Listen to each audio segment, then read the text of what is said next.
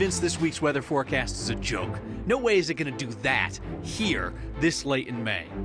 He fought to return to patrol after nearly dying on duty, but today he's ready to acknowledge that's never going to happen. If this session is so special, Governor, just call it already. A school struggling with tardy students has a $12 million idea to fix the problem. It'd probably be cheaper just to drive them there in rental cars, but apparently Denver's out of those. And there are just 5 of these left in the world. You'll hear it and all the rest on Next. A little rain, little hail, very colorful radar picture tonight, and there will be some colorful language about what comes next. Rain snow mix on Thursday, snow Friday, calling for 4 to 8 inches in the metro area, 8 to 18 in the foothills at this point. Brace yourself for team smotherage of the weather in the TV box, people. Denver police officer John Adsit should not be alive. So telling him that it was unrealistic that he'd be able to fully resume his career as a police officer after his catastrophic on-duty injury, well, that just seemed like a bet that nobody wanted to make, you know. But Officer Adsit is ready to lay his cards on the table. He is leaving the force at the end of the week. December 3rd of 2014, I was involved in escorting a group of high school students who had walked out in a march. 3 of us were struck. I was struck directly by a vehicle. I ended up on top of the vehicle, and then the vehicle slowed down, and I ended up in front of the vehicle, and then it sped back up, and I was dragged underneath for about half a block. I spent from December 3rd of 2014 till February 18th of 2015 in the hospital, in rehab. At this point, my wife and I have counted around 25 surgeries. There isn't a doctor that I've really talked to that hasn't related to me that I'm a walking miracle and that I really shouldn't be here. And so, again, I want to thank those people first and foremost for their prayers.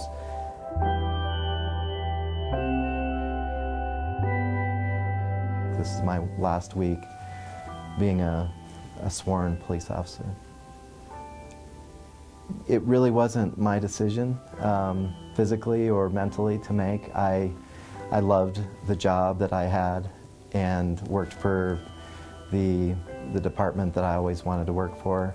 Really, the situation and the decision was taken out of my hands by physical things that just didn't heal and didn't progress fast enough for me to continue the pursuit of getting back to the job, unfortunately. I hope it's a story of hope and inspiration for other first responders, whether they be police, fire, paramedics, military, law enforcement, can oftentimes get a bad name. I found that the majority of the community is very supportive of what we do on a day in and day out basis, and that's something that I would want other first responders to know, that people really do care and appreciate. I appreciate your service and what you men and women do every day.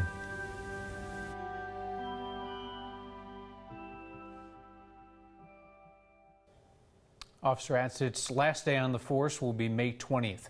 He's going back to school, working toward a degree in psychology, and he's spending time on his nonprofit, which provides financial and emotional support for other injured first responders. The governor did not call for a special session of the legislature today. He was kind of busy. He was visiting the Pentagon with the new head of Colorado's National Guard.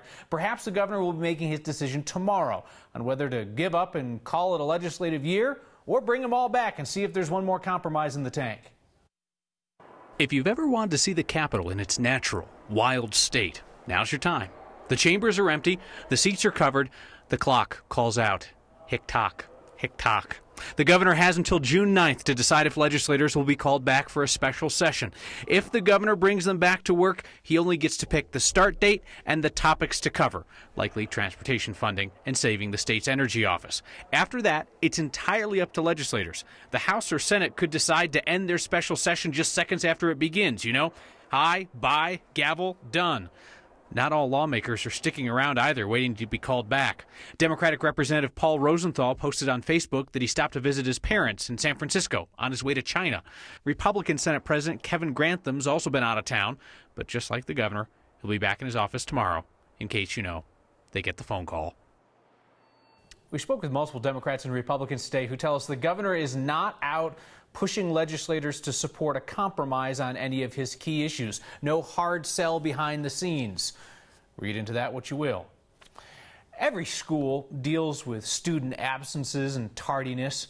A principal in Denver says the solution at his school is a taxpayer-funded $12 million bridge. Our Eddie Randall has the story.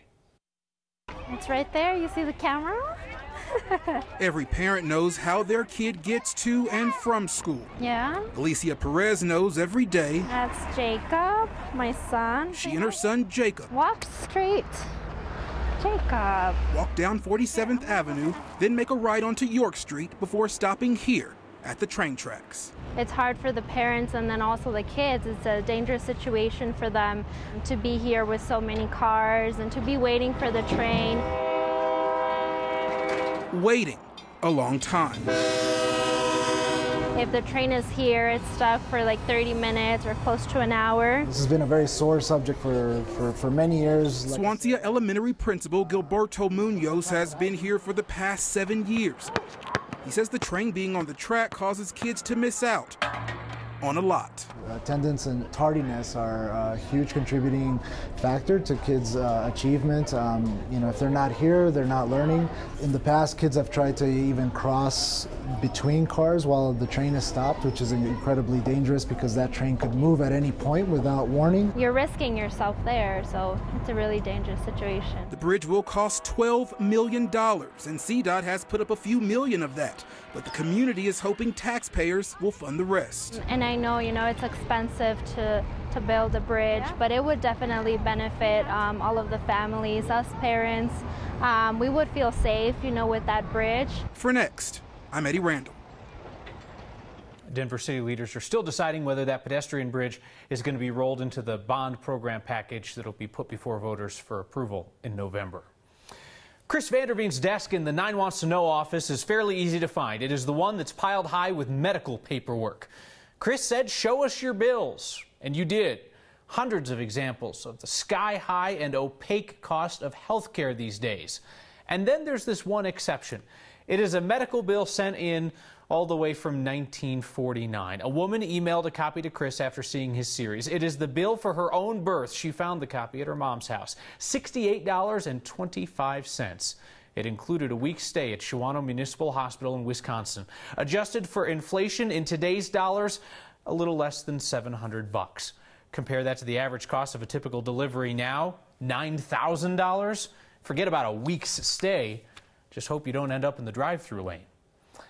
It next started small, moving some misplaced benches and awkwardly situated mailbox, then the Target rock and a power pole in a disabled parking space. But we're beginning to get the hang of this, so now we're building bridges. After our report on 3 of Bible Park's 4 pedestrian bridges being out of commission in South Denver, Public Works says, hey, lo and behold, it has come up with the funds to rebuild all of them, and not just some as they expected. And it looks like the timeline's been sped up a bit. The South Bridge may get done by the end of this year, the other 2 next year. Our next question comes from the entire metro area. Where exactly can you get a rental car if your vehicle's in the shop with hail damage? Apparently nowhere. Rental car companies didn't want to tell nosy journalists about the state of their fleet hard numbers, so we just did some dialing as potential customers. At the airport, nothing available at Enterprise. No cars at Alamo. National didn't have cars. Budget had a few at the distinctly unbudget price of $260 a day.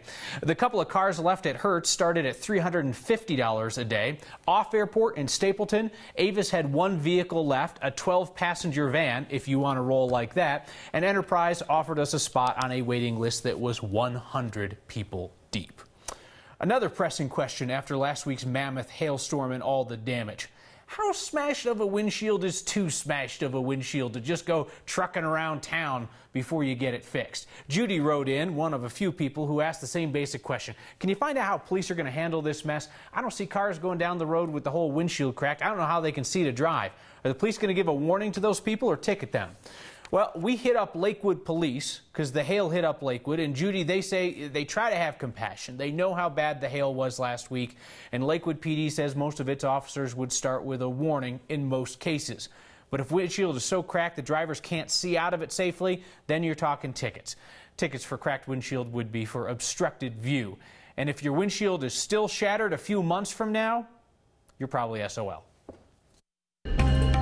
We laid off the A-line for a day after last week's debacle, but now it's time. Only 5 of these rare Steinway pianos are known to exist, and one of them is getting a magnificent restoration in Colorado. And the ban book at the Denver Library lists the names and faces of those who are no longer welcome. Next.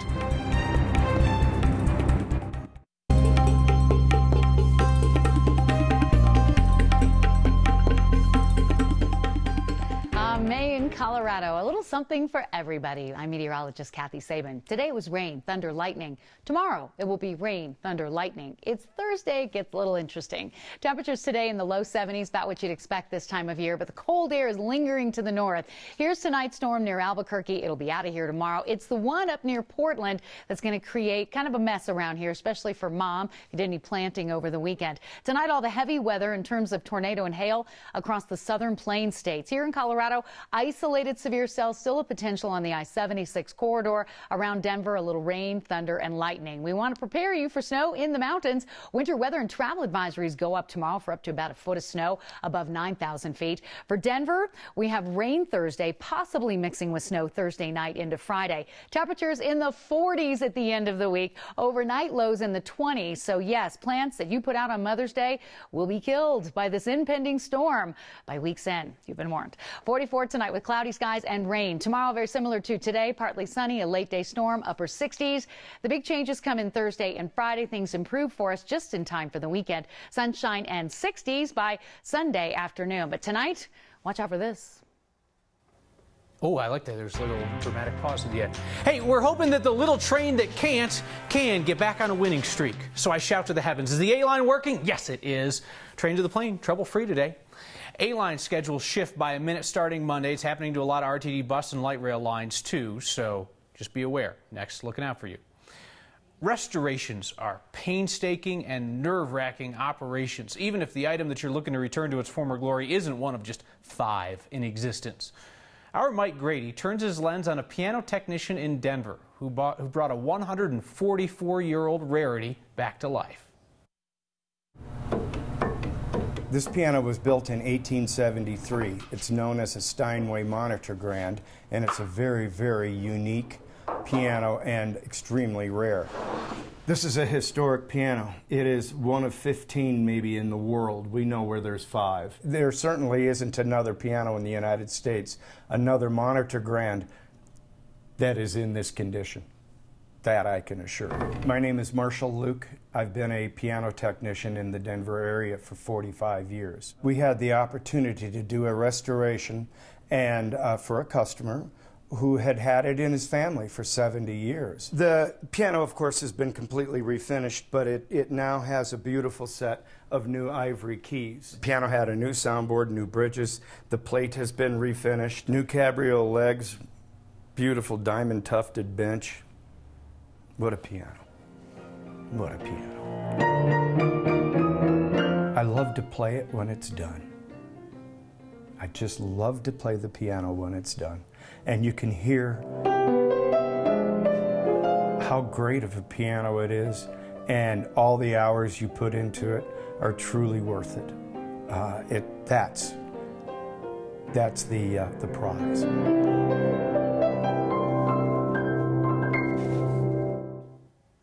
Isn't that cool? The owner of that very rare piano came to check it out this afternoon. I know you want us to tell you who exactly owns it, but that's their business. All I can say is that it will be returned to its home in a house on Lookout Mountain next week. Denver's homeless are being pushed this way, swept that way, and they've ended up at the public library. leading to an increase in crime and overdoses there. A look inside our investigation.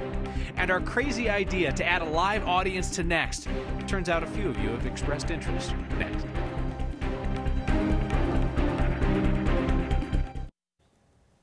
May I make a recommendation? Point you toward a piece of journalism that isn't ours, but is certainly worth your time. If you've never read the High Country News, please start doing it. And you might want to begin with Andrew Gilliford's powerful essay on a summer rafting death.